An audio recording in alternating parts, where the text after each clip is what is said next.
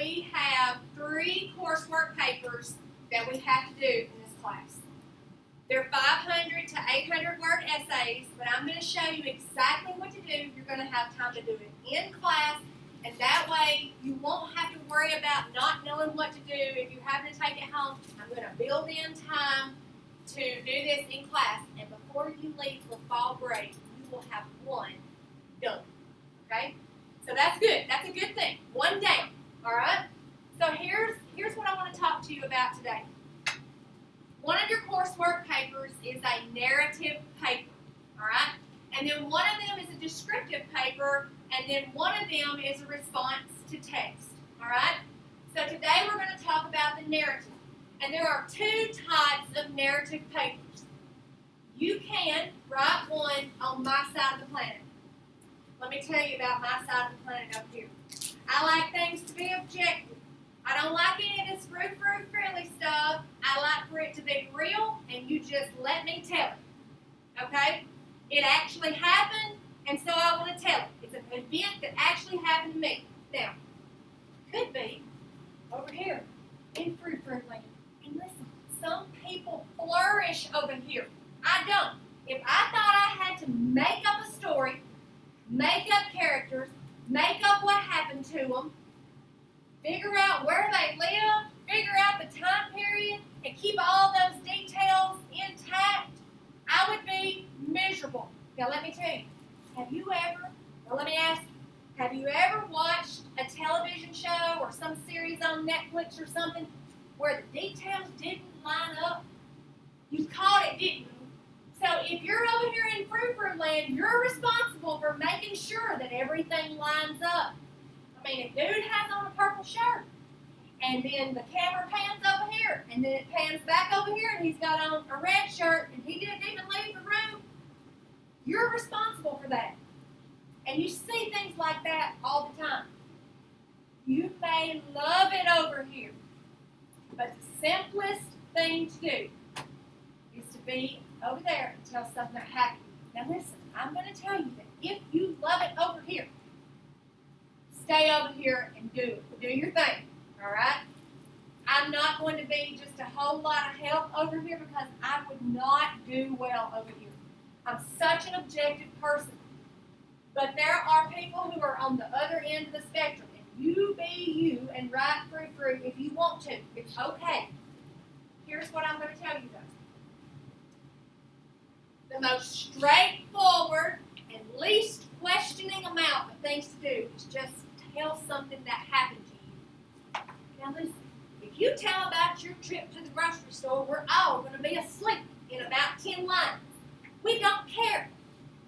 But I'm about to tell you something that happened to me, and I'm going to go through all of the narrative aspects that you're going to have to incorporate into this coursework paper. Are you ready? 2001. In 2001, I and 5 of my colleagues from McNairy County School District went on a school trip to learn about senior project. It was 4 English teachers, 1 history teacher, and 1 principal. And we went to Savannah, Georgia, and just attended this extensive week-long training to understand about senior project. And senior project was a research paper, but it was also a product that the students had to produce. Now, at this point, if I took senior project and went off into the wild blue yonder and talked about senior project for paragraph and paragraph, because I could tell you all about some senior project. I'm off course. You see this? Over here is the wild blue yonder. I'm not telling you what happened in Savannah, Georgia. I'm off point. I'm over here talking about something I don't even need to be talking about. Do y'all see what I mean? Scrap that. I'm going to go back over here, and I'm going to just briefly tell you why we were down there. We were there to learn about senior project. Senior project was a research paper and a product combined. All right? Truly, I don't even really have to tell you that, but I wanted to go ahead and add that detail in. So, what year was it? 2001. 2001. How many people were on the trip? Well, 7 people. It was 6. It was 6. That's fine. Look, I had it like this and like this, so that probably registered in your mind. That was fast thinking. 6 people were on the trip. Why were we there? To learn about senior project. It was a training, a week-long training. Where were we? Savannah, Georgia. Now listen, I made that plain as day, and guess what I just did? I created an exposition. Your exposition is your groundwork. Why were we even in Savannah, Georgia? Who was there? What time was it? I could also tell you that it was in June, so we were out for summer break. We were still working. But I can tell you all those things, and all that is creating a foundation or an exposition for my story. Y'all got me? Exposition. Characters, settings, time, background information that you need to understand this story. So to get to Savannah, Georgia, there were 4 legs of our trip. We flew from Memphis to Atlanta, Atlanta to Savannah. So on the way home, we flew from Savannah to Atlanta. It was late, we were tired, and we were on the plane, we were ready to go home, ready to see our families. Had been in the air about 4 minutes, and the captain comes on the loudspeaker and says, there has been a malfunction. Now look, we was in a big old airplane, you hear me? That is not the thing that you want the captain to come on the loudspeaker and say. Let me tell you what that was. That was called an inciting incident. What in the world is that? It's the event that sets the rest of the plot into motion. So exposition, you come up a little bit, you have inciting incident, then you have rising action. Here's my rising action. The pilot said, remove all sharp objects from your pockets. Remove eyeglasses if you are wearing them. Place your feet flat on the floor. Cross your arms and put them on the seat in front of you and tuck your head down. And brace yourself for impact. I would put that in quotation marks as dialogue by the captain. I would also put in quotation marks the fact that he said there has been a malfunction. Okay? Malfunction. That's dialogue. Narratives have dialogue. Every time you change who said something, you have to start a new paragraph. But those are 2 instances where I would use dialogue. What did the captain say exactly? Now let me ask you this. If I did not remember word for word what that captain said, could I still put it in quotation marks? Yeah. And like, why would I? I mean, who would know? Nobody. And so it's my story. I have the poetic license, if you will, and that's a little extreme, but it's my story. I can make him say whatever I want. Y'all got me? Now, truly, you're right. Those of you who said no, it's supposed to be, if you're going to quote somebody, you better quote them correctly. But this is narrative writing. You are telling a story. Okay. I watched a stewardess, this is continued rising action. I watched a stewardess teach a mother and a daddy in the front row how to hold their toddler in case we crashed. I watched them shut down all the lights on the plane except for the exits. They taught us how to go down those blow-up slides from the emergency exits. They taught us how to put on our oxygen mask. And we just had to sit and wait. It took us about 30 minutes to turn around in the air. We had only been up there 4 minutes. It took us about 30 minutes to turn around. We landed on an emergency runway at the Atlanta airport. We looked out the window. It was dark inside the plane. All we could see lined down this emergency runway was this. Ambulance, fire truck. Ambulance, fire truck, ambulance. All the way down the runway. And we were watching as we slowly turned around and come over that emergency landing, runway. All of that I'm telling you is rising action. And then the climax is that it was a very bumpy, rough landing. But we made it. And so at that point, when you hear that we landed, you can do this. Oh my gosh. Okay. That begins your falling action. The tension releases some, and out comes the captain from the cockpit. He's white-headed. I remember that. He comes out from the cockpit, and everybody erupts in applause, screaming, clapping for a really long time. And he says this: I'm going to get you out of here as fast as I can. You can't get off right now because of safety concerns, but I'm going to get you off as fast as I can. He said, because I know some of y'all are going to go to the bathroom. And somebody in the back corner over here says, not anymore. Okay? Hilarious. Crazy and hilarious. So we end up getting off the plane, and they put us in a hotel for the night so that we could take another flight home in the morning.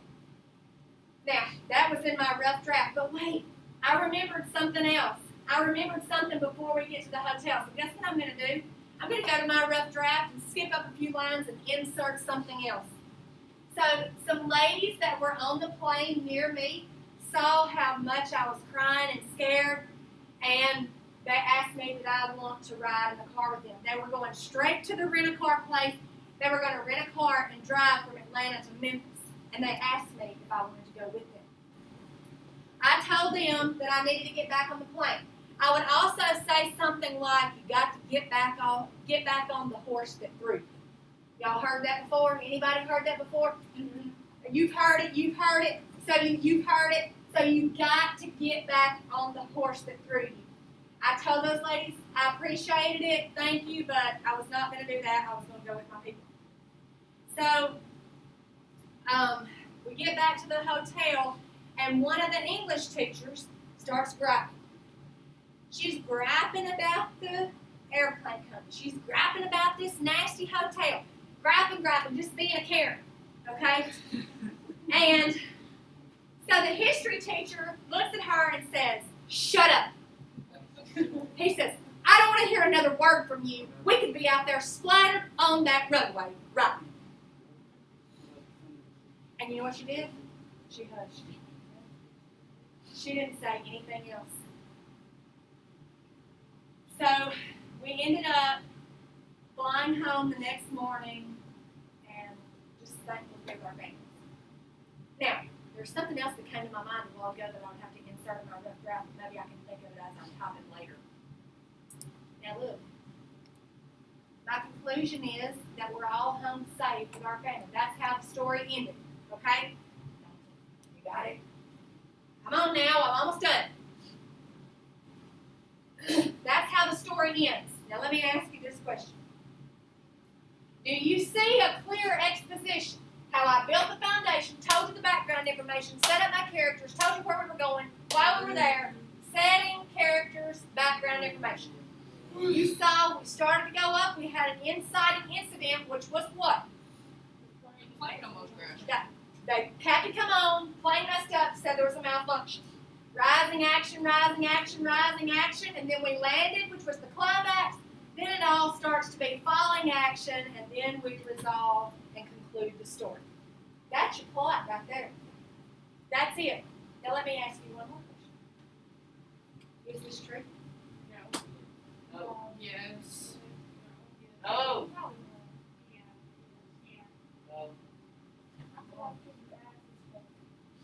I feel like you lied because She asked if it I feel like you lied because you said for one you had said in the beginning when we first started out you said what you said you said we started driving. You said Something that caused you to doubt me? Yeah. Okay. Let me ask you this.